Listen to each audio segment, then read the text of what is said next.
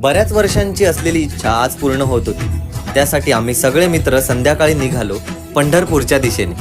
गाऱ्हाणं घालून नारळ फोडून प्रवासाला सुरुवात केली. बरंच अंतर पार केल्यानंतर सर्व जेवायला थांबलो. पोटभर जेवून परत निघालो वारीच्या दिशेने आणि पहाटे पंढरपुरात पोहोचलो.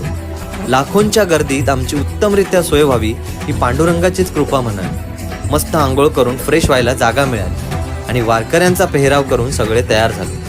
गाडी एका ठिकाणी पार्क करून बरंच अंतर पार करत पोहोचलो चंद्रभागेच्या तीरी.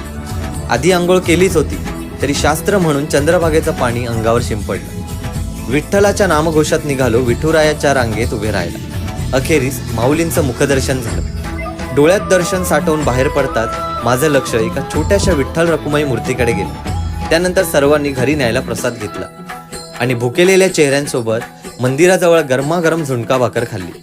पोटोबा करून पायाची तांगडतोड करत निघालो वाखरीला रिंगण सोहळा पाहायला. तिकडे पोहोचताच आमचं स्वागत केलं त्या या पावसाने. जणू विठ्ठलच बरसला. पाऊस गेल्यावर त्या लाखोंच्या गर्दीत वाट काढून न भूतो न भविष्यती असा दिव्य सोहळा पाहिला. वारीचा हा अनुभव केवळ डोळ्यांनी नाही तर मनात, आठवणीत आणि आत्म्यात साठून राहील. विठुरायाचं दर्शन, वारीचा भक्तिभाव आणि लाखो वारकऱ्यांच्या प्रेमाने भरलेल्या क्षणांनी आयुष्यभराचं समाधान दिलं.